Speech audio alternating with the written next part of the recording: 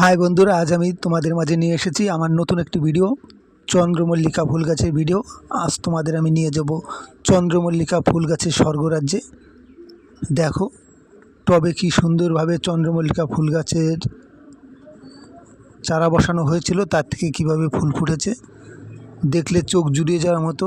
চারিদিকে শুধু চন্দ্রমল্লিকা ফুল আর ফুল, রং বেরঙের, নানান রঙের। দেখতেই পাচ্ছ, এত ভালো লাগছে যে বলে বোঝানোর মতো না।